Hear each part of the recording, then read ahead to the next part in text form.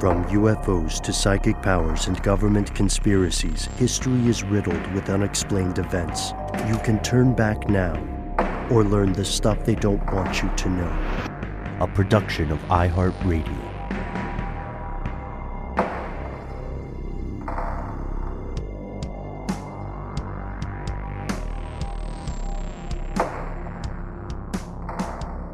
Hello, welcome back to the show. My name is Matt. My name is Noel. They call me Ben. We're joined as always with our super producer, Dylan, the Tennessee pal, Fagin, and you are you. You are here. That makes this the stuff they don't want you to know. Fellow conspiracy realist, we have something special in store for you this evening. We are joined with, get this guys, not one, but two special guests, Langston Kerman and David Gborie. These are the writers, the actors, the comedians, the creators also of one of our favorite podcasts on the planet, No Smoke, My Momma Told Me. Guys, thanks for coming on the show. What an intro. What a time. So good. You got good bios. You make it easy. Well, you know, we joked around last time we hung out with you guys that we listened to your show in the car, and like we literally actually do, and it's so much fun to almost talk with you guys, and because you bring up some topics. I heard y'all talking about Sprite the other day on one of your mother frickin' mini episodes. Such good boys. I have a 9-year-old, so I got to be real careful about what I listen to. Shucks.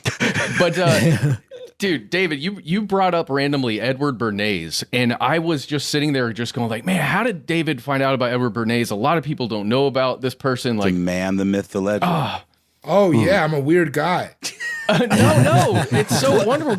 He's a weird guy. He is. Yeah. Is there a part of you that's like simultaneously impressed by the guy while also realizing that his legacy is one of terror and How could you not be impressed by the man's work? The things he did, it is impressive. Like how he got women to start smoking cigarettes. Yes. Obviously terrible, but pretty cool story. Mm-hmm. He sold the American people trash meat and called it breakfast. You know. And then he was like, yeah, bacon worked out. Let's overthrow Guatemala. That's how it started. Yeah. Langston, you seem to not know who Edward was. And I remain not that read up on Edward, and so I'm excited to hear all of his antics listed in bullet point structure. I'm going to check it out.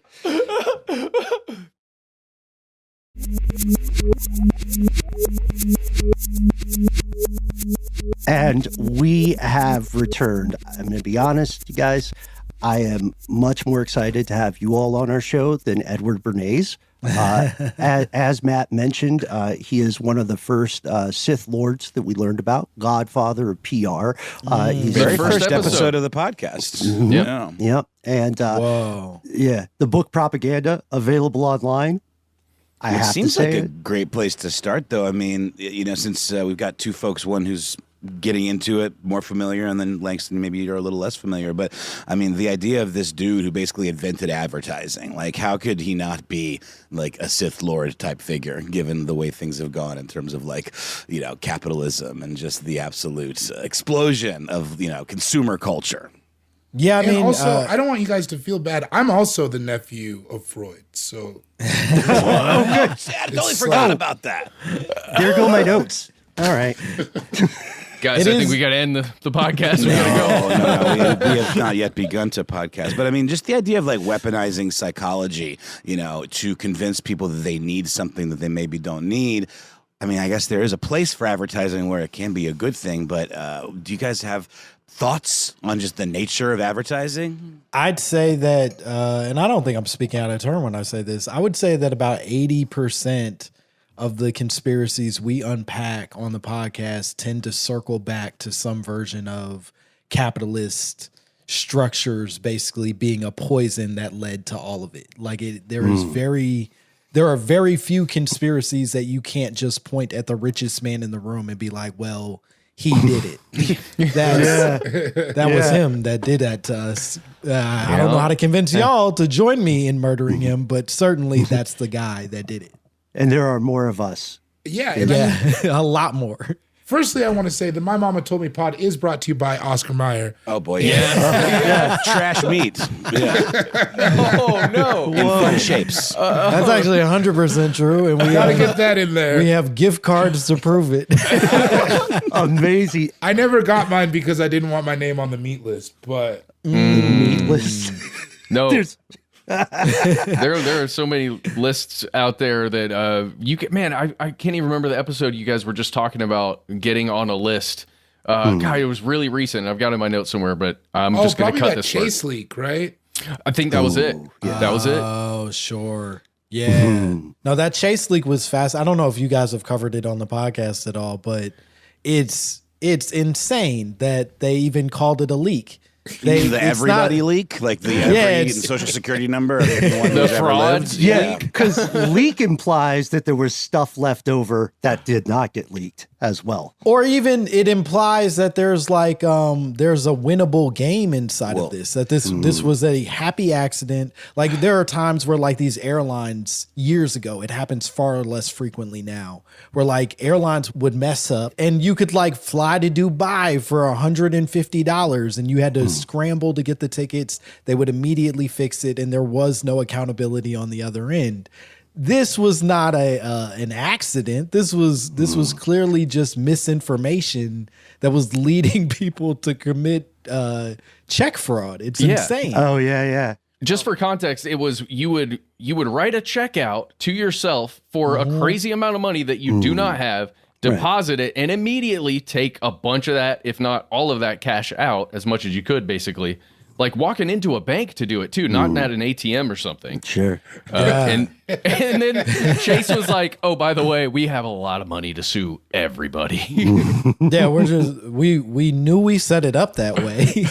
We didn't think you dum-dums would get this excited about it, but we certainly are going to take all our money back. It's like don't eat Tide Pods. They look delicious, but you were dumb enough to eat it. What are you doing? Don't Now eat the that's Tide the thing Pods, where idiot. I agree. Like the burden is on the consumer there. You know, like if you hear about a get rich quick scheme and it's everywhere, then that's more like a I'm going to get you. If you hear about a get-rich-quick scheme and it involves one of the 3 largest banks in the world, Maybe tread lightly. go ahead and back up a little bit there, big dog. You know what I mean? Like, what are we talking about? Yeah. Can I just say though, Tide Pods, I think it's no coincidence that Baja Blast is as popular as it is. People just like things that are toilet bowl cleaner colored. I personally do. I like Smurf this gummies. I'm a big fan of stuff that turns my weird colors. You know, I This don't comes know. up a lot on the podcast. I love the color blue as something to ingest. Yes, Yeah. blue foods.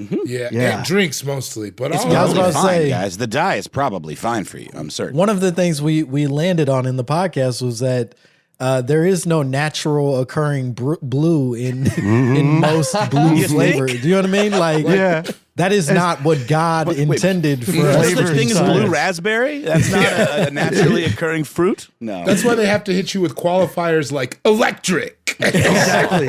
Right. Or like how juicy fruit is based on a flavor that does not naturally occur. exist, yeah. So they talked with their legal department and they said, well, what can we call it Yeah. that won't get us sued? And we're talking conspiracies. And we haven't really talked yet about you all's show. Now, we've been on your show before. Langston, you came over here a little while back. Could you tell us a little bit of the origin story of My Momma Told Me? What is it? How did you all meet and, dare I say, conspire to create this thing? we dared. conspire bi-weekly, I would say. Or no, twice a week at this point. To achieve. To achieve.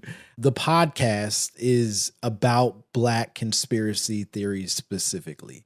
I think we're very motivated by sort of taking obviously larger conversations about conspiracy, but really centering the Black experience and Black sort of like perspective in all of that. And I was very fortunate to kick this bad boy off, but Gborie has been on board for now 2 years, and we like sort of like all this the fun little nuance that you get out of just the added racial tint to that bad boy.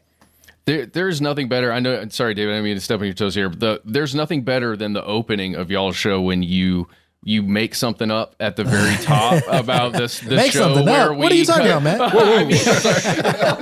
It is so much fun. I love that part. I love it. I mean, that's all true, but yeah, it's a good time. We just like to adding the racial aspect.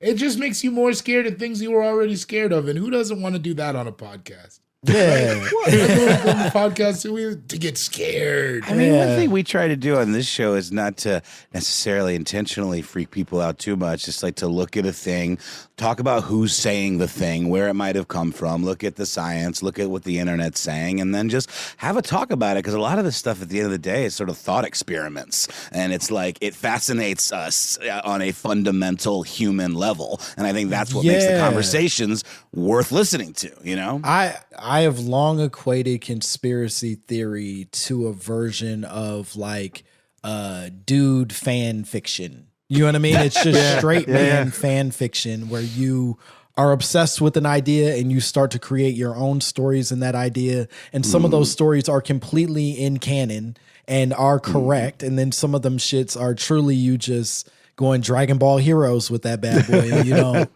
nobody even knows what this is, but you're just making up stuff. And we know why, because you care about it a lot.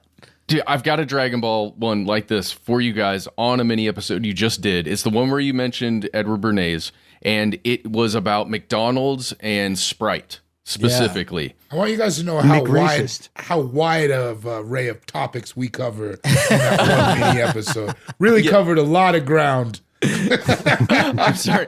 This one in particular, you guys had a discussion about. It was Sam, I think, wrote in with an email about, hey, did you guys notice that McDonald's seems to pair their chicken products with Sprite and their like burger products with Coke or a soda that's got other stuff in it?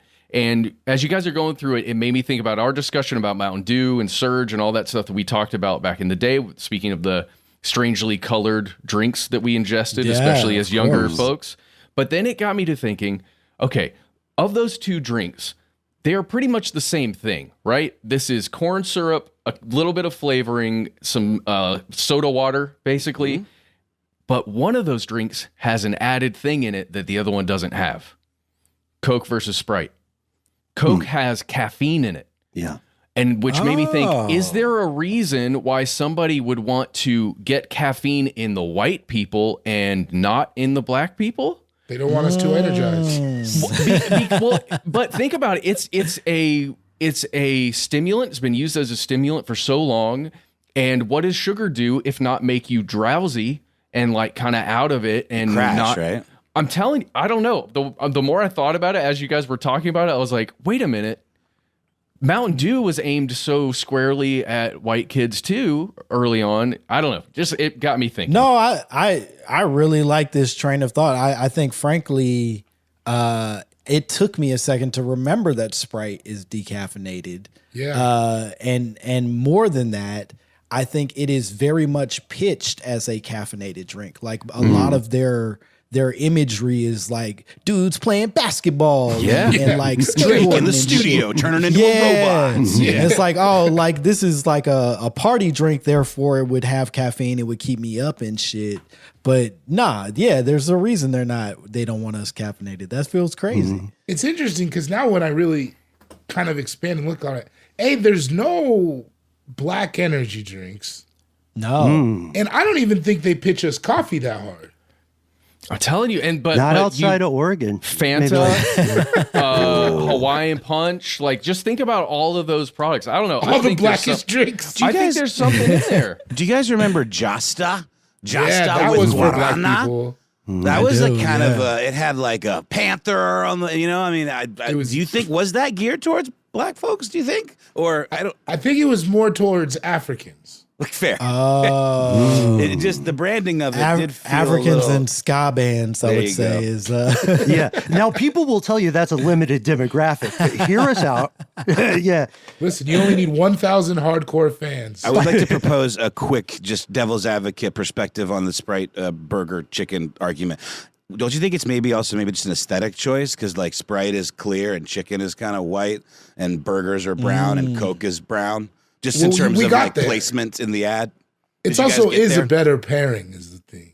Yeah, just technically. Well, you guys talked about the colors on the bottles, right? So like Sprite had that green color, and that was different from the red color that was on a lot of the Coke products. And just I don't know, there's all kinds of psychology stuff going into that. Again, that's why I love listening to y'all's show.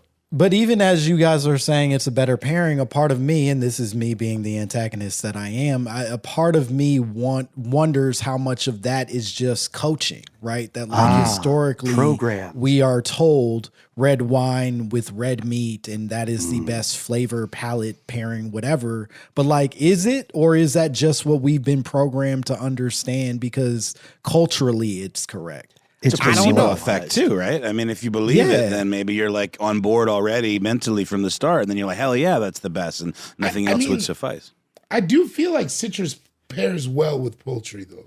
Yeah, sure. Look, man, chicken. I don't know, but that sounds like yeah. You would not squeeze a lemon on a steak. That occurred to me the other day. It's not a thing that people do, but maybe it'd be delicious. It sounds like something maybe your boy Eddie Burns put inside of all of y'all. You know what 4 out of 5 chefs agree. Sprite goes with a chicken sandwich. This is something I think too that hits on the crux of the explorations we have on our shows, because you guys are top tier comics. You stand-up comics, and you're also some of the sharpest people in this space. Not that our space is tough to be, top dog on. Shout out to Alex. No, you guys are doing beautiful work. Well, but there's this thing I've been thinking about, and we'd love your thoughts here. What do conspiracies and comedy have in common? Because like conspiracies, as you said, kind of fan fiction. I would say also we could argue they're folklore in many ways.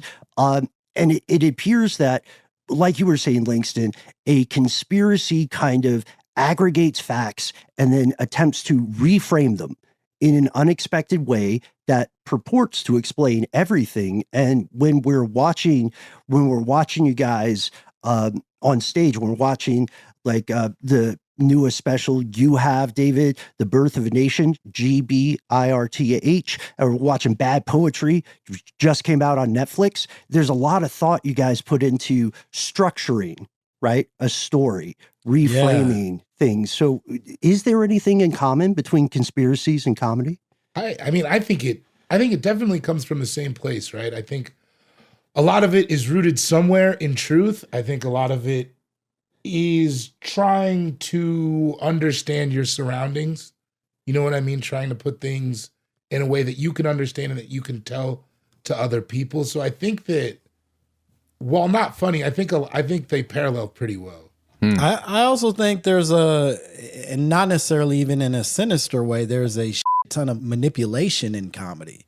Like the entire art form that David and I participate in is largely trying to manipulate strangers into feeling endeared to us almost immediately. And we recognize that some of that is like controlling the narrative that I'm sharing about myself and how I share it about myself. And so it isn't meant to be evil, or at least I hope it's not evil, but it certainly is. I ain't telling you my worst qualities on stage. I'm telling you the funniest of my worst qualities on stage. The ones that aren't funny, I keep private because otherwise the show doesn't go as well as I would have hoped. It is funny to see like somebody stand up act multiple times and realize that it is a performance and that things are repeated, and the idea is to make it seem like you're doing it for the first time, and there's a little trickery even in that, but it's just the name of the game, and it's like we sign up to be manipulated like that. I think it's totally like par for the course. I think I'm totally fine with that, but it is odd when you see behind the curtain a little bit. You sort of almost feel, oh, they weren't talking just to me that one time, Yeah, I think that's also the shitty thing that society has done to all of us, where we're demanding that we not be sheep, right? That nobody wants to be. We all want to be completely wide-eyed to everything that's happening around us, but human nature requires us to be sheep sometimes. It's okay to sort of be manipulated. I love magic shows. Bro, same. Because so much. a man tricks me into believing that the card wasn't where the card was. And I love that so much. And the idea that people can't just accept that, like, hey, we're not supposed to know everything. Some things are supposed to be magic and manipulation is sad. It's so cynical. It's also not realistic self-limiting too. I mean, not everybody can get rich. A lot of us are sheeps. That's just the nature of it, man. Yeah, that's exactly what they want you to say. Come on, man. If we insisted on complete transparency, we couldn't enjoy movies. We could not. Every movie we'd dissect it. We'd be, this is a lie. This is, you know, I mean, it's come on. It's no fun. Nobody wants to live like that. It's like making small talk with a German. Well, I'm not going to go on that. You're just pedantic? Is that what you got? Okay, got it. I'm just leaving that one there. That's for the But group. it is. I mean, you see it on Twitter all the time where like a genuine, like exciting thing will happen. And within months, there are people unpacking why that thing wasn't real or isn't fun or whatever. And it's like, I don't know, man. Just let's go back to at least a taste of whimsy. Where you know, that's my this favorite movie soda. can come out and we don't. Taste of whimsy. I'll be selling it after the on the live shows. Oh yeah, because you guys have merch now too. Yeah. Oh, a cool new merch website too that I'd never heard of before. Really? Is it T-Public? Yeah, no, it was not. Cool. Oh, taste of whimsy, like you're saying. I think that's a valuable point because, you know, I will say this. It may be a hot take, a tepid take. I'm not sure. But I don't think human brains were prepared for just the endless, always on communication, right? Not just the possibility of it, but also the responsibilities that have been kind of non-consensually foisted on people. We were talking about this earlier, man. You know, before social media, you would just get to people when you got to them. And now you got, and I know you guys Could are be super months busy. letter writing, right? Right. I mean, I've survived the troubles. I've returned. Oh, Bertram, we're just glad you're not dead. Right. But now it's like, oh, you left me on red for 7 minutes. This relationship is over. And read receipts left on those psychotic behavior. Just want to put that out there. Because what do you do? I hate What's it the when it's purpose of like that feature? one-sided. I don't understand. You know, I don't have it on. You put it on for me. Now I'm into your psycho world. I know. And sometimes it's a message where it's just LMAO, but then it says red and it's like, oh, the clock's ticking now. Yeah, no, you got to bounce something back here. Come on. All right, and with that, guys, we're going to take a quick break here. A word from our sponsors, and we'll be right back.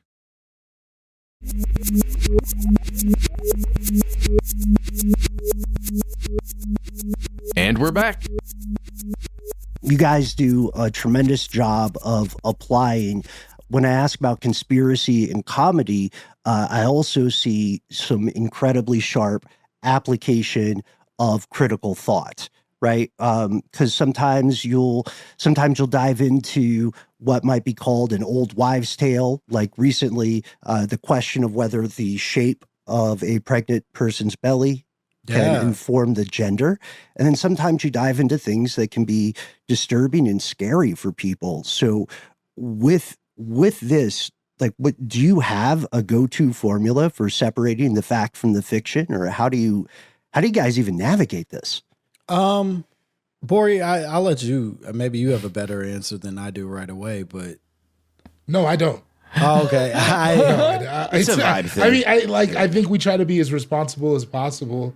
I think that's always in the front of your mind, but you got to sort of take these things how they come. Because a lot of times and thank you to Langston for allowing me to be loosey-goosey as far as the format. He does the research, I don't. So at the top, he asks me what I think. And a lot of times my mind gets changed or whatever because I am forming my opinion on the spot. So I think just, trying to be responsible and open-minded.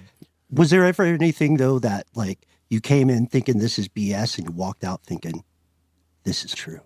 I hate to be that guy, but most of the government-based they never do anything like that. And then Last time we hung out with you, Dave, we had just written a book where the entire thing was about government-specific conspiracies, and I think we still probably feel that way, that the government ends up getting over on all kinds of weird things that you wouldn't expect to happen until you actually can get the receipts from the past and go, oh, wow, they actually did that. And there's documents. Yeah, I mean, Gborie, we talked about this recently. The washing your chicken was something that I think we both went in like sort of like, nah, you wash your chicken. That's very normal and healthy. And then by the time you finish, there's a fair amount of evidence that suggests you're not supposed to be doing that. But then it also becomes this weird cultural thing of being like, well, I don't know. We still gonna wash our chicken, right? Yeah. We're not animals. Is it the idea that it can actually spread salmonella like around your kitchen to other surfaces? Like it's not only does it spread it to other surfaces, it's literally spreading it better onto the chicken. Yeah, just rub it in there. Just get it. It's like coating the chicken in a fine salmonella glaze instead of just clunked up in certain areas. I feel like if you get enough hot sauce involved with your chicken, though, you're going to kill anything that's don't even bother cooking living it. on Just slather it with hot sauce. It's totally fine. Let's cut the chicken out entirely. Let's just be like hot sauceitarians. Ben, this is one I'd love to hear your take on. Just like thinking about raw chicken, like, you know, the idea that it will kill you instantly, or that salmonella will, like, you know, absolutely just end your life if you get it. I mean, in Japan, they do sashimi raw chicken. It's a thing. And is this a matter of like their meat is just better over there? They grow it, they raise it differently. Why is that okay? And we're not hearing all these stories out of Japan of people dropping dead eating raw chicken. Well, Noel, as our official representative of the nation of Japan, Ben goes to Japan a lot. Okay, sorry. No, to make you Interesting trait. He goes to Japan a lot. No, it's a great. I mean, I'd love to, because it is true that is part of it, and that's a complaint sometimes people will have when they visit there. It's like, hey, this is undercooked. We can see also, you know, similar complaints in like steakhouses here in the U.S. You know, you got the beef absolutist who are like, oh, a good steak just has to be gently pushed by a radiator for 5 seconds, you know. Yeah. And otherwise you're wasting it. And then other people are saying, no, I don't want to risk diseases. Please cook this all the way. So maybe it's a cultural thing. There's definitely science to it, but I'm interested in what you guys think. Have you heard about this undercooked chicken thing? I haven't, but I don't know. I feel like every country's got their meat that they kind of are too easy on, right? We're a beef place. We barely cook it. That's probably how they are with chicken and fish.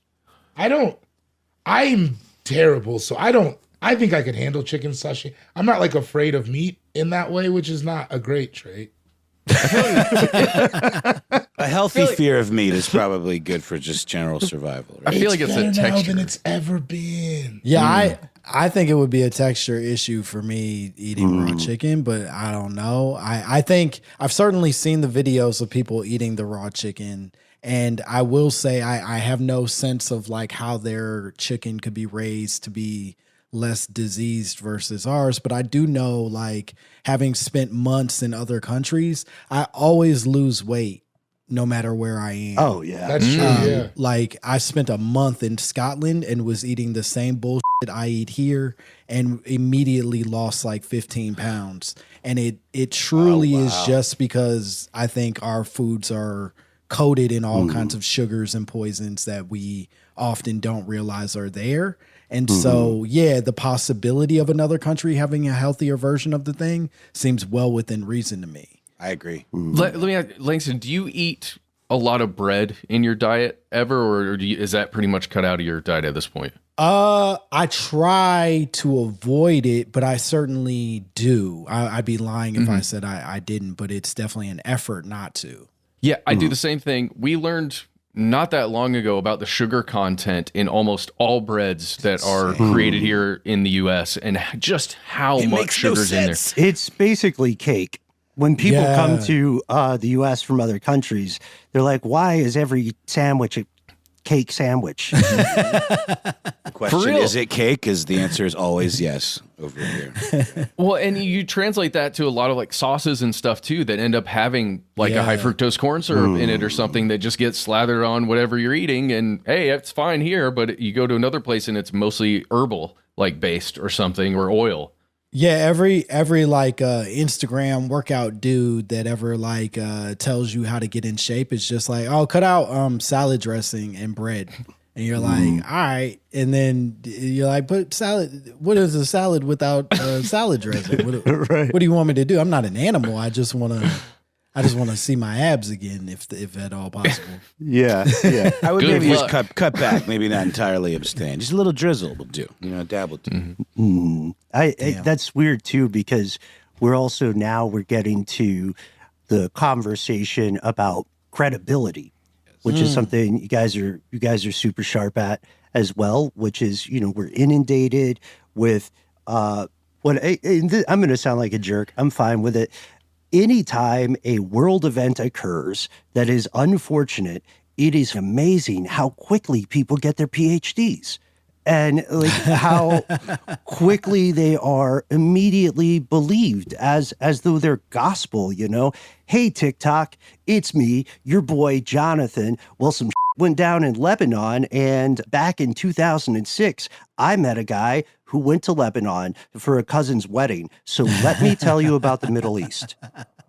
Yeah, the quick finger experts are Quick finger. are they're plentiful at this point, and it is sort of a frustrating game to try to decipher between them. I'm grateful that we have a comedy podcast first, because it allows us the space to really just make fun of what we think these people are saying, more than owing it to an audience to give them the correct answer on the other side of it. That like I do not have any expertise in what's happening in the Middle East, certainly not to the scale that I probably should. Therefore, I'll just make fun of a dum-dum who I know is incorrect more than I have to give you the right one. And we thank you for your service. Seriously. Someone's got to do it, dude. Yeah, I saw your episode come up with Xmayo, and it was about fentanyl, and I was like, oh crap, I don't know if I can even listen to this, because that's affected my life personally, that substance, and I didn't think I'd be able to listen to it, but just the intro alone, where it was like the whole first, before the ad break, you didn't even like say Xmayo's name. And y'all just had so much fun talking about competent podcasters. No, but it was fun. It is what I'm trying to get across. And you did hit the pretty heavy stuff towards the end there about like all the different kinds of drugs that have been infiltrated with that substance and potentially why. And to be honest, I wanted y'all to go further into it a little bit, because it does feel like a similar thing to when the U.S. poisoned the alcohol back in the day on purpose to kill people who were drinking alcohol. Prohibition. Yeah. Unbelievable. It's true. It feels like a sneaky substance that could end up in whatever drug supply, and honestly, any substance supply, and it could be used to kill people. Do you guys believe it's on the decline? I heard a stat that it's like the overdoses from fentanyl are like way down. Well, they're killing their market. Well, I'd say, yeah, I've always wondered too, and it's also like, why would you put fentanyl in what's supposed to be a stimulant? I've never understood this idea that like, where is this coming into the supply chain and why? It doesn't seem very effective as like, no, we'll trick them into thinking it's cocaine, but it's actually going to like put them to sleep or like, Yeah, who does that benefit? I think some of it is that they made it too popular, right? That like now everybody knows to look out for said drug. Everybody knows that like these overdoses that we may have been like attributing as something else are now almost always fentanyl. So they're going to have to come up with like a new game or at least a new drug to make this work. Like you can't keep tricking people with the same trick over and over again. Awareness is so high of it now. Test strips are everywhere. It just seems like people are hip to it. Who's the they though? Is it cartels or is it more sinister than that? Is it like a business workaround? That's what I've always wondered. Why would they do it? It doesn't seem like a very smart workaround to like kill your customer base. Short-term gain, maybe. If you step on it the right way, then you can adulterate a substance such that you can make more money selling it. Maybe. But I also think, I think we're also talking, if I'm applying the they, I think that this feels political, right? That like, so long as people are overdosing on this, what seems like impossible drug to control, then you always have an argument for controlling our borders, for managing crime in this country. Yes. There's a bunch of other that sort of is deeply connected to drug overdoses and immediately gets those associations. It's the reason why, like, every Trump rally, the one thing he can really get them amped up on is being like, there's gangs coming and they're selling your kids drugs and they're killing them. And everybody's like, because that sounds scary. And so like, as long as you and I all have somebody that we know that's either overdosed or come close, then it is a true story and it benefits the, you know, the powers that be. Yeah, that's a powerful point, because there is, at some juncture, there is a very valid argument that perhaps agencies whose entire existence is based on a war on drugs, maybe they don't want that war to be quote unquote won. Over. Because they've lost it with weed. I mean, it was the easy go-to, and now it's kind of like that's just, you can't really do that anymore. So they got to have something else. We haven't won a war since World War II. Yeah. And part of that is just because they were like, oh, we can't have definitive wins anymore. Do you know what I mean? Like, it doesn't actually benefit us to like blow a country out of the water, because that looks bad on us and creates this history we'll have to apologize for. Instead, you can kind of fade things into the distance until you've sort of wrung out all the money and resources you can get out of it. For sure, but we've won a ton of proxy wars or conflicts, right? Like what you were talking about, Langston, where we drain an enemy dry of their resources, but then we still build, you know, F-35 Lightnings or whatever they're called, these new jets that cost $85 million a pop. And if we don't have anybody to attack with those jets, then why the heck would Lockheed Martin continue to build them? And then what happens to the economy when Lockheed Martin stock goes all the way down? And, you know, it just becomes this weird cycle of a thing that means somebody's got to be shooting and killing somebody else. Yeah, and again, if we're talking about what capitalism is, it's that. It's somebody has to die in order for these businesses and people to sort of stay afloat. And so, yeah, we got to keep the party going. So, yeah, a little fentanyl every once in a while. We'll pull it back some. We'll do a hard, you know, we'll make people feel a little more confident that something has been done. And then we'll amp it back up and make sure that a few overdoses happen nearby so that we have something to talk about in the next election, in the next wave of people we need to put in power. Isn't that like sort of like the kind of false flag thing that some folks on the right would say the left is doing with gun control? Like, I'm just to put that out there. I'm not saying I think that, but it just to talk about both sides. You know, there are people that say there are folks that are manufacturing these events that lead to a conversation around getting rid of guns or taking away our guns. And so what we're saying is maybe there's a side that is injecting this fentanyl into the system in order to manipulate and wield some amount of control. Well, I think also when you flood the market or you flood the people, you don't have to manufacture those events because there's such a surplus of these things that it's just framing them or contextualizing them. Or whatever. Right. Well, I really liked your discussion on that episode specifically about potentially it being a way to get taxes out of a whole different set of customers, right? Who now can no longer buy drugs from somebody that they know. They have to go down to a dispensary somewhere and pay whatever tax eventually will be a federal tax. I mean, that made maybe more sense to me than it should have. Yeah, I mean, I do think to both of those sort of questions of both the false flag and the taxes, to me, so much of what this is not.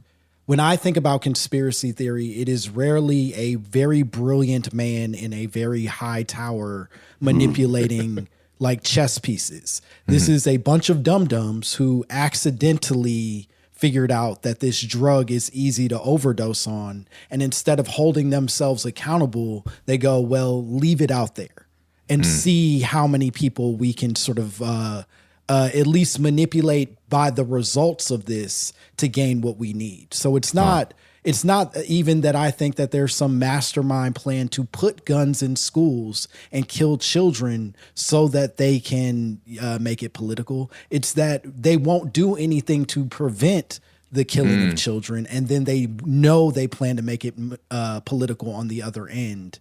Both liberal, conservative arguments exist in all of this stuff.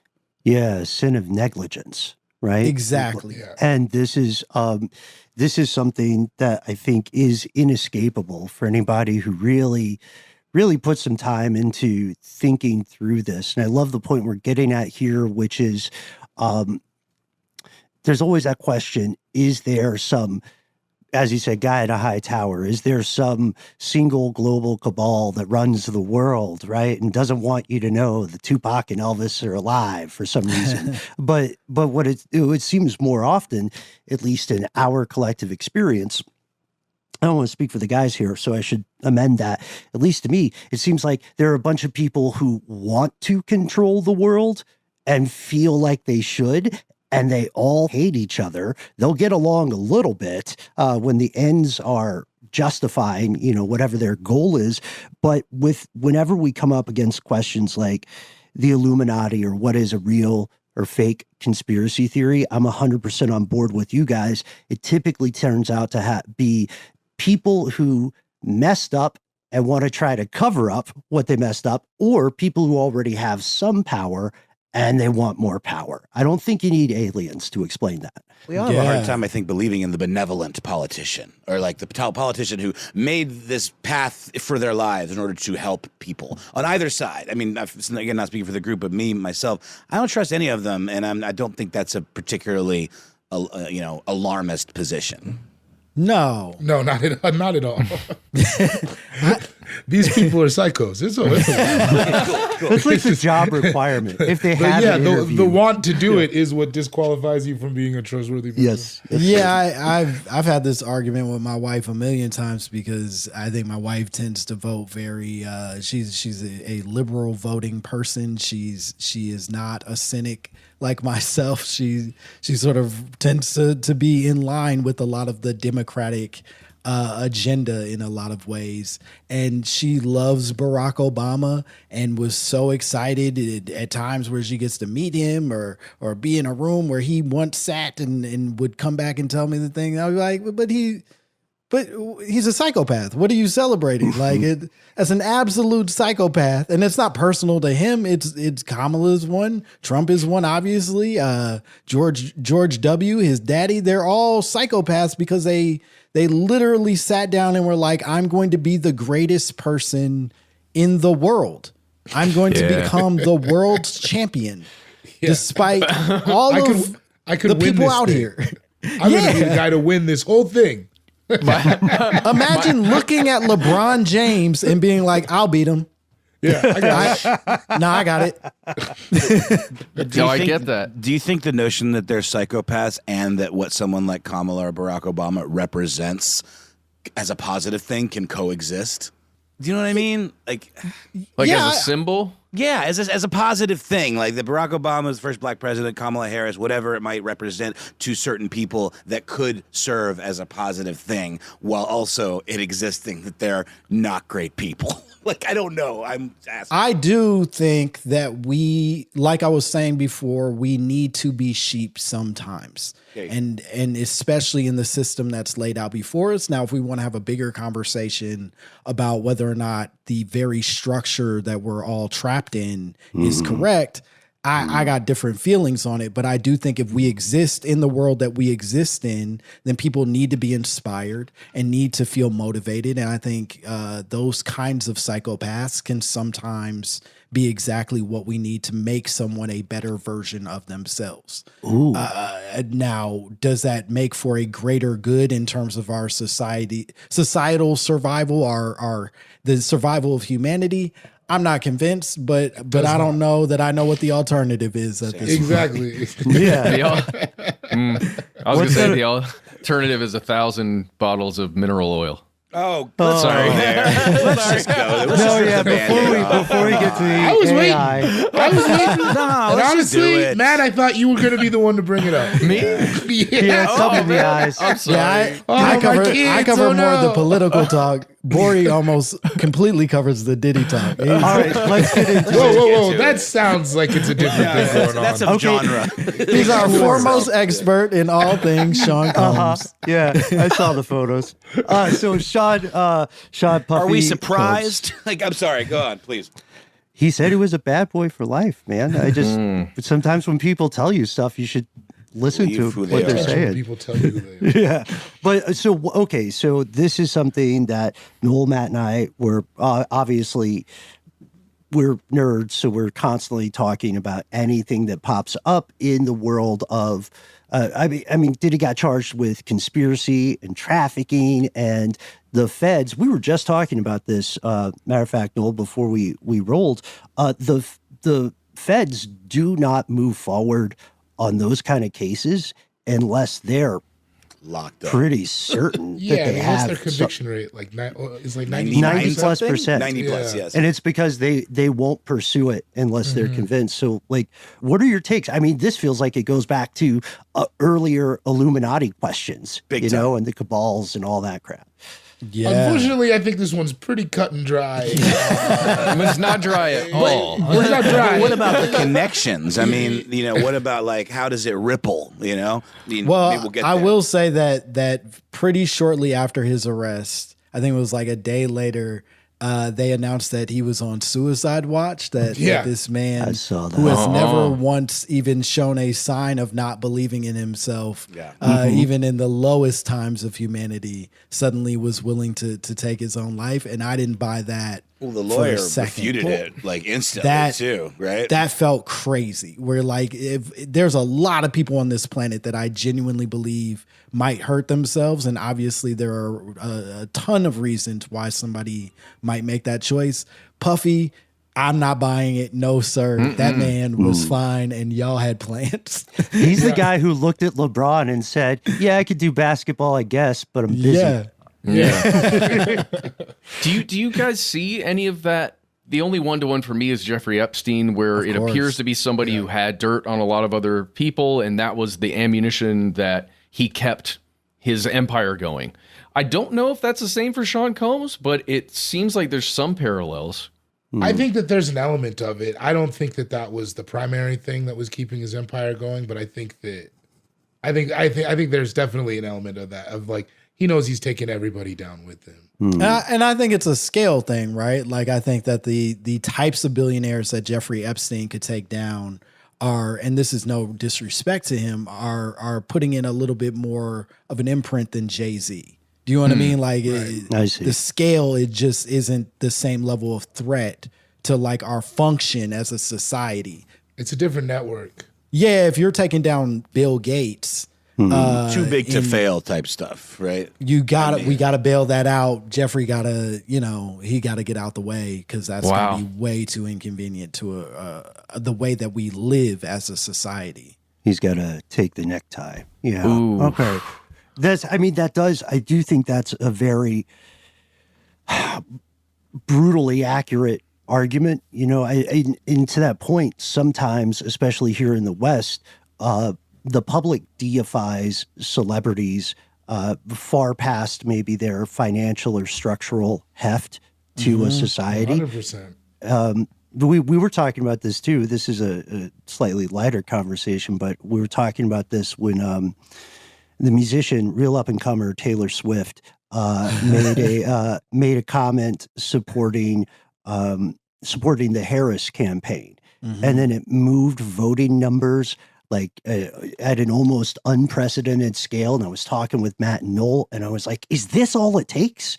Do we need just like one celebrity to say one thing? Oh, it was also kind of an own goal on Trump's part, because if he hadn't have done all that bonkers stuff with the AI, she might not have had to come out on one side or the other at all. I mean, that's outside of the scope of this conversation, maybe. But I did want to just mention, just last thing for me on the Diddy thing, like our coworker Charlemagne the God, he's an iHeart guy. He had a pretty interesting take. Yeah. Technically, all of our collective coworker. Technically, we get paid by the same company, same Just like Ryan checks. Seacrest. Totally. And we get paid the Friends. same amount. No question. Mentioned. Equal opportunity. But he had, I think, a pretty interesting take on it. He said that anyone who is now coming out telling stories about weird stuff they witnessed surrounding Diddy and his inner circle are essentially accomplices. Because they're talking now when it's like safe to talk because the guy's obviously going down. I don't know. Is that oversimplifying? Like, how are we going to see these dominoes fall? Like, are the people that are out there now kind of telling these stories, are they just waiting for the next shoe to drop? Or like, do you have any names that you are seeing that might be like the next ones to go down? Brother. Gborie, you got that list next to you, right? I'm about to shut the computer. I think this just turned into a snitching conversation. Yeah, Okay. Gborie died in the desert 6 years ago. You don't have to name names. I'm just wondering if you think this idea of people being accomplices because they stayed quiet for so long, is that like too simple? Is it like more complex than that? I think it's a little bit simple. I think they're opportunists. You know what I mean? I think that there's always, when you take when something of this magnitude happens, there's always going to be people who can attach themselves and get money and things like that off of it. Do I think that all these people saying stuff were accomplices in that the way that they were like handprinting invitations to the Diddy parties? I don't think so. I watched a video recently, Gborie, I think I might have sent it to you, of a dude who claimed that he was at a Diddy party and saw Carl Winslow get f***ed by Diddy. I watched that. Yeah, you've seen it. He calls them Carl's Winslows. Yes. He says that. Yeah. He says he From saw, Family Matters? Yeah, that's right. He said he saw Reginald Die Hard, Vell the Johnson. He saw Reginald Vell Johnson As an image. getting his back blown out by Diddy. Oh, wow. And I don't think that person is telling the story for any other reason than just trying to take advantage of a moment. I thought you were going to say, I don't think that person was telling the truth. I think it's entirely likely that didn't take place. But it is, I think I think it's very likely that it did not take I think place. the roles were reversed. Right, Carl's Winslow's walked in on you. Whoa. I don't appreciate you interjecting me directly into the Diddy controversy. Not you. It feels the like royal over you, and not- over again. Not you, David Gborie, but the other guy. Oh, Yeah, no, but I just that- meant I think he walked in on Carl Winslow giving it to Diddy. Yeah. And then maybe every accusation is a confession on some level, right? We see that Right. play out. But how much, like to that point, how much of this, it seems like we're saying there's a non-zero percentage of this being people somewhat performatively doing the right thing as a way to fast forward themselves into the headlines? Is that? I don't think there's a single hero on the other side of this. I think the heroes have had 35 years to step up and say that something psychotic was happening here in some form or fashion. Now, I think certainly historically we've seen a lot of his artists, almost all of his artists, never stay with Bad Boy and certainly do not maintain healthy relationships with Puff. So I think in some ways maybe that is them showing us who this man has been the entire time. But the reality is nobody's been nearly as explicit as they probably should have been given the scale of the crime we're talking about. Mace just walked away and started preaching. You know what I mean? Yeah. Like, It changed that was him. a And 180. now he's got a podcast. So, it's Well, Mace made a song called Feel So Good. And in that music video, there is a young man named Chris Tucker who was in it. And in the same year, Chris Tucker made the film The Fifth Element. And this is what I wanted to talk to you guys about. You were having a discussion about the Friday movies.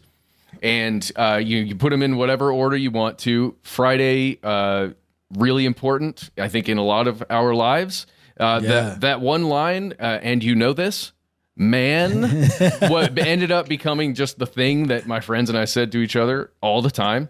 I hope you said it exactly like that to each other. I'm doing it. I said all his lines that way. Money Talks had the most lines for me of his movies. That's my favorite Chris Tucker movie. Yeah. That's where I learned Pretty Hot and Tempting. I think was the thing. That was huge. Yes. That was huge. But I want to talk about him specifically in context of all this stuff because he had a really interesting career, and I don't know his involvement with any of that stuff or with Bad Boy or any of those things, but he was certainly in a lot of music videos. And I noticed when I was going through his IMDb, because I was thinking about him after you guys were talking about Friday on a recent episode. You can see his trajectory there, where his career doesn't really take off until he's in that movie Fifth Element, which is, have y'all seen The Fifth Element? Do you know I think it's his greatest acting. No, yeah, role. what's film? Greatest hair, greatest wig in all of cinema. He crushed that. I think he did too, right? But it goes back to something that you guys have talked about on your show before, the emasculation of a black male on screen as the way to catapult a career, which made Chappelle talked about that too. Well, yeah, I mean, a lot of folks have talked about that before, but it just made me think about specifically this guy that was in one of, I don't know, Friday was a really important movie, but it didn't take off in the same way that, I don't know, his career did when Rush Hour came around, right? The franchise. Yeah. Right. I don't know. I'm just throwing it out there to see if you guys have thoughts. I will say, I think that all this speaks to more of how interesting a guy Chris Tucker, because the feminization of a black man in a movie, I think we kind of came to the same point on that it's like, that's just like, it's a comedy trope. It's like, if you count how many white men have done it, then you start to be like, well, I think this is just what people do. You know what I mean? But Chris Tucker in the 90s was everywhere. And I think that's what we need to talk about. Okay. Well, him specifically. To that, because even Matt, as you were explaining it, there's a part of me that starts going, damn, Chris Tucker has been connected to a lot of sex predators. Yes. Historically. Like he was very close with Michael Jackson. Yes. He was on Jeffrey Epstein's flight logs. True. He is, to your point, he had a relationship with Puff in the past. Like there's a lot of Chris Tucker just hanging out with sex pests and somehow coming out a Christian on the other side of it. Wow. Feels more conspiratorial to me than the feminization side of it. That's exactly how I feel. It's a just on a numbers game, right? Just statistically, how often can you be in those rooms before you start to get a weird vibe? Like, to what threshold do you exist in these circles? Like, at what point do you have to stop saying, well, I didn't know, I was just there for the snacks. They got Oscar Mayer. If this party is sponsored by Mike's Hard Lemonade, I'm drinking stupid tonight. You know what I mean? Like, at some point, you're going to have a Mike's and you're going to be like, well, I guess this is what we do. You know what I mean? Right. I didn't know the party was themed that way. Yeah. It was just He's got a Mike's t-shirt on and a lanyard. Exactly. Do you think Cat Williams is going to be okay? In what sense? That would imply that he has been okay. I just mean, like, should he be looking out? Should he be looking over his shoulder? I mean, he's just like, all this stuff that he said has come to pass, like so much of it. And at first people were kind of writing him off as just being bitter and rambly and whatever. But like now it just seems like all the stuff that he was spilling is likely very true, and it involves a lot of people. I just wonder if he's got a target on his back, or what you guys think about that. I think that insanely talented, insanely insane person has navigated harder things than a bunch of rich people being mad at him. We watched him get beat up by a 14-year-old. I knew you were going to say in a field once, and he somehow managed to still be a king of comedy afterwards. That's an unbeatable character. I have no doubt that he will find a way to navigate all of this. And the chutzpah, after with the tangling with the 14-year-old and coming back on his special. And then it just immediately like, all right. He's like, what do you want? I don't care. I didn't have teeth.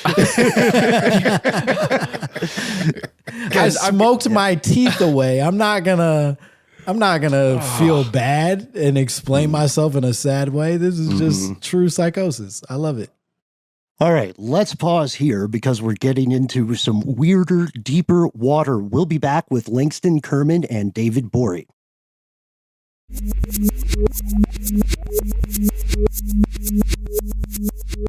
And we have returned. Ooh, here we go.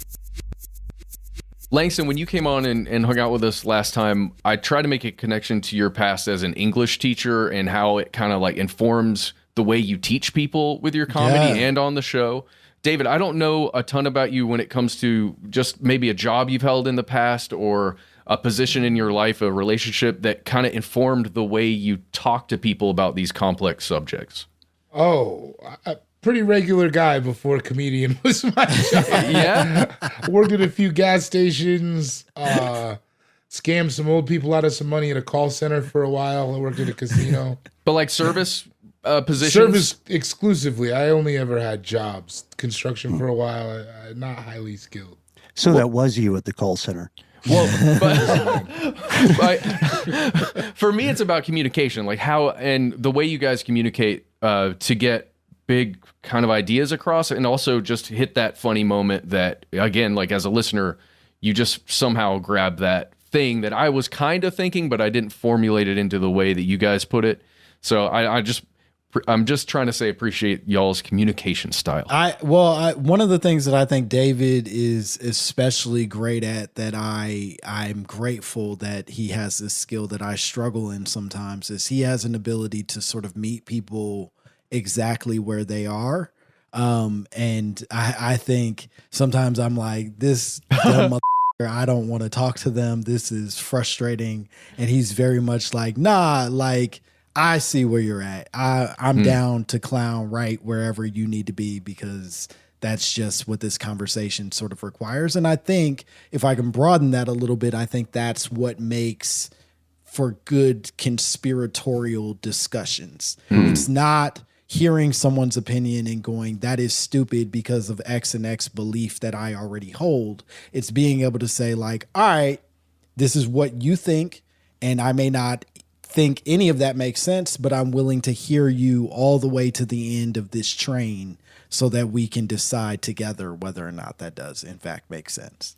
And even play back and forth with it a little bit to where it doesn't feel crazy or dumb. It feels like, oh, we're actually having a conversation. Yeah. You don't make discourse by telling people what to think or at all. Yeah. So I love that point about, well, maybe I disagree with you, but tell me how you got there, because nobody sees themselves as a crazy, irrational lunatic. None of the I didn't want to mention on air, but none of the like QAnon guys are saying, I woke up one day and decided to be wackadoo, Well, even the Matrix conversation, dude, you were like, I hate this on a conceptual level, but I'm not saying it's dumb. I think there's a room for this. And you go all the way down that rabbit hole, like in real time on the podcast. And we see you follow it, honestly. And I mean, you never really, nagged anybody. You were just kind of like there with it. I feel like the point is to hear these people out. You know what I mean? I don't think the point is necessarily for me to like inject what I feel, or for me to maybe shame these people or tell them why I think they're stupid. I think the point is that they have something to say, they have an idea to get across, and it's my responsibility to assist in that however I can, and then hopefully the listeners can draw their own kind of feelings about that. And I do think the most beautiful thing about this dude fan fiction we're discussing is less about the conclusions of the fan fiction and more about the beautiful writing that sort of goes into the building of that fan fiction. And that's where I think conspiracy is most fun. It's not that Ronald Reagan invented AIDS. It's that you can get somebody to walk you through step by step how they believe Ronald Reagan did in fact invent the AIDS. And that's fun because it's Ronald Reagan in a lab with monkeys and needles and shit. But it also tells you about the time and what people were scared of. And it's the folklore of it all, kind of, I think. And it's Ronald Reagan capable of remembering what happened 20 minutes ago for a sustained amount of time. Oh, you've seen the Dennis Quaid Reagan film, I take it. Okay, cool. Yeah, we've been doing this back when Ronald Reagan could remember he was president. There's so much we got to get to, you guys, but we are, we want to be respectful of your time if possible. Could we play a little quick-fire conspiracy game? Would you guys be on board? Yeah. I love that. Please. Matt Knoll, is that okay with you guys? Totally. No. Okay. All right. Rick the comms. It's over. All right. So here's what we like to do. We're just rapid fire from us. We'll give you an idea, conspiratorial and or paranormal, and just let us know true or not, or why. We'll start now with Dylan. Could we get a weird sound cue? Unsettling, even. There we go. I'm unsettled. Game show unsettling. All right. Our producer hates us now. Here we go. Number 1, ghost. Real? No. Why? Have you seen one? Thoughts? Yeah, I saw one once. Yeah, Gborie has told a pretty harrowing story about seeing a ghost. Yeah. Wait, are you being serious or you're? Yeah, it sucked. Because I truly have no other feeling. I never had felt any way about it before or after, but I did see something, so that I think I have to acknowledge that. Wow. And I hate ghosts. I think it's lame. I think it's stupid for you to hang out. It's like a super senior. Why are you hanging around after you graduated? Like, don't you have other stuff to do? Yeah. Go somewhere. You're watching me, you loser. But yeah, that's awesome. But like, did that change you in a way, or make you think about it more often, or just like reframe the way you thought about something that you'd felt a certain way about prior to that event? Not too much really, because I think that at least what happened in my experience, the ghost itself didn't have the ability to change anything, right? It wasn't like, it didn't influence me. It didn't really. So it's like, I think if they are here, much like a senior who stayed so long, they have no power anymore. They're just kind of like hanging out and watching. So I don't know. That's fine, I guess. Well, if the movies tell us anything, David, they've got unfinished business. Yeah, but they're not completing it. Right. What's so special that we all have unfinished business? It's all these drawers. I wonder if it is like a super senior, if like people up in heaven or wherever ghosts go are like, these ghosts who still go to Earth are like pedophiles. They're like weird, like older kids who go prey on human bodies. You're fucking sicko where we are. Like, I'm up here in heaven doing whatever the hell they do up there, and you're down there trying to avenge your father. Okay, it's like your dad is here with us. You can just go hang with him. If they're real, they're stunted as hell, and we should feel bad for them. I feel like that's a weirdly empathetic way to look at it. Like, maybe they need help. All right, next one then. Hold on. I feel like that was a call out to the boys, which great job, Langston. Oh, thank you. There it is. Next one. All right. Only because it's one of the most enduring conspiracy theories in Western discourse. Moon landings. Do you guys believe people landed on the moon? I believe at some point think that happened. I believe that we've landed on the moon. I do also believe that there was a big money machine put behind making sure that we felt like we experienced what landing on the moon was. And I don't know that what we saw and what actually happened completely matches up. Right? That is not to suggest that isn't footage, but I think that is very controlled footage. I think that probably was made maybe to look better or more efficient for everybody to see at certain points. You know what I mean? They punched it up? I think that's more a possibility than us not going at all. Right? There's too many parties involved in that conspiracy to ensure that no one went to the moon and we get to tell everybody people went to the moon. But is it possible that like somebody went to the moon and it was a great day and then y'all had to go in the booth and make somebody jump around a little bit to make it look a little cooler than the grainy footage you tried to collect from the moon that day? I'm open to that possibility. That's a nuance I like, Matt. That's one of my first times hearing that. It's just so reasonable that it's like I don't think I could ever be like, no. I feel it. I feel the rabbit hole. I'm slipping in. Yeah, no, it's not. And again, I don't. I think that everybody that would claim that we didn't go to the moon would say that it has like this more sinister plan behind it, that they're trying to trick us into something evil because the world ain't even really round and they don't want us to know that, blah, blah, blah. Like, that's all silly. It's not that. It's you try to get footage. The footage look like so you get X person to remake said footage look a certain way. And then there are some some flaws in the shots that you took, much like a Starbucks cup in the back of a Game of Thrones shot. There's continuity errors that you didn't account for. Thus, you allow conspiracy theorists to feed their sick families for another millennia. I like it. Matt, do you want to do one as we're wrapping up? Oh, this one's pretty easy because I really do feel like the government conspiracy angle it's the most plausible stuff. I've made a show with another group of people about specifically MLK's assassination, but then we've talked recently about JFK's assassination, RFK's assassination, a bunch of these folks who appeared to be bringing human beings together, at least on the surface, right? They appear to be uniting people. Do you think there's anything to overall the government needing to keep us so divided and against each other so that humanity never comes together to fight the real big power structures? Yes. Yeah, totally. Oh, yeah. Just a yes? Okay. Yeah. Do you feel differently, Langston? No, I think that's about right. I think, look, at the end of the day, and it's sort of what we talked about before, I think at the end of the day, capitalism its literal definition requires somebody to be poor inside of it.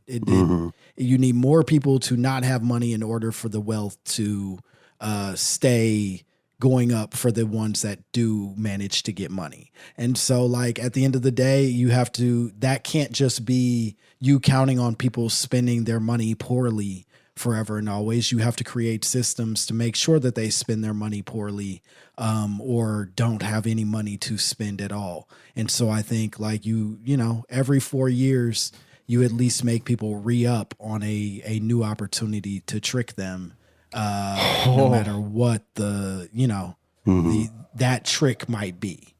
I don't like that at all, but I think you're right. Yeah, I agree. Right there with you. That's how you can tell when someone's making a really good point. When you say, I am uncomfortable with that because it feels very true. And this leads us to something we're very excited about. We haven't really mentioned it yet, but we have to mention it before we close. You guys are going on tour, and Matt, Noel, and I are very excited about this. Could you tell us a little bit about Start the Steal 2024? Yeah, boy, I forgot what we called it that. This is your brainchild. Why don't you tell Oh, them? no. It's not my brainchild. It's just a very funny name for a tour I thought of. It is. Yeah, we're going out to 15 cities. We're doing our live show. We have some special guests. A few cities it's just Langston and I, and it's just like our show. It's lighthearted a lot more than it's serious. We play some games. We sell some merch. We do meet and greets where Langston kisses everyone on the mouth. On the mouth. Whoa. It's not up for debate. You get in line, you get a kiss. I'm not going to do that weird shit where you go, I don't want to kiss, but can I get a picture? No. Yeah. Nope. Everybody gets a kiss. But yeah, it's on record. All right. No, it's on. Now he has to live up to that. Yeah, I know. Specifically, hey, you guys are coming to Atlanta. We talk a lot about, we live in Atlanta. You're going to be here. Do we have a specific date for that? Because we do October 31st, Halloween. We're going to be at City Winery. Oh, yeah. Amazing. So there. Halloween, bring your children. Maybe not. No, I don't want you kissing my kid. Oh, no. stop it. Oh, that's the line. Oh, boy. Well, now I regret what I said. Well, now I put myself in a nasty pickle. And I see where the mistake was made. That's on me. I will be issuing a response podcast after this one. Oh man, yeah, whole series. Yeah, check out the episodes.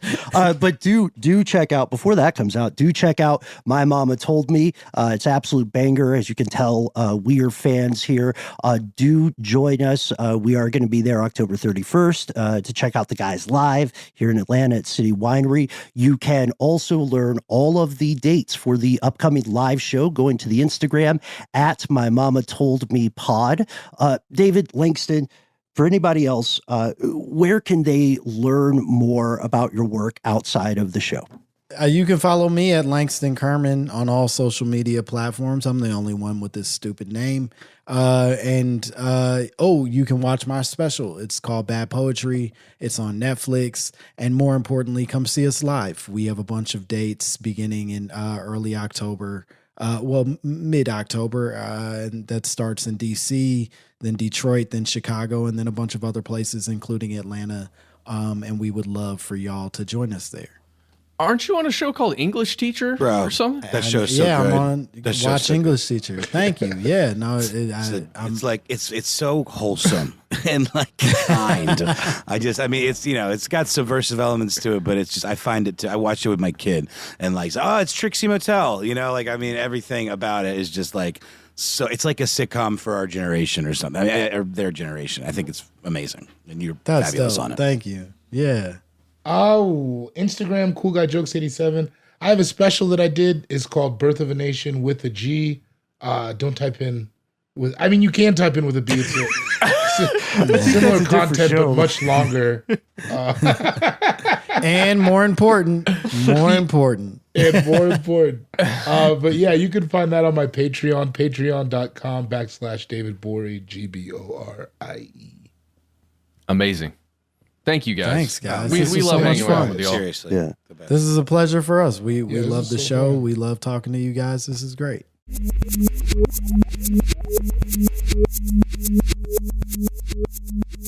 Man, what a ride. As we were saying, Matt, we didn't even get to all the other stuff that's on the way. So we're going to have these guys back. Oh, for sure. I think we need to do it at least yearly, if not twice a year, hanging out with those guys. They are fantastic. Hey, if you want to follow us and check us out, we're all over the internet. You can find us at Conspiracy Stuff in many places, and on Instagram and TikTok at Conspiracy Stuff Show. Do not forget the YouTube page at Conspiracy Stuff. Go hang out there for sure. And if you would like to kiss us on the telephonic mouth, as Langston would say, why not give us a phone call? We have a number. It is, sing along at home, 1-833-STDWYTK. Matt, what happens when someone crosses that Rubicon? Well, first they regret it, and then they are really enjoying it again, and then regret sinks back in. No, I'm just joking. When you call in, you give yourself a cool nickname and let us know if we can use your name and message on the air. And if you got more to say than could fit in a 3-minute voicemail, instead, you send us an email. We are the entities that read every piece of correspondence we receive. We welcome it gratefully. You don't have to just reply to a thing that happened already. If you have a new rabbit hole, take us to the edge. We'll do the rest. We love the links. We love the pictures. We love the long stories. So be well aware yet unafraid. Sometimes the void writes back. Join us out here in the dark. Conspiracy at iHeartRadio.com.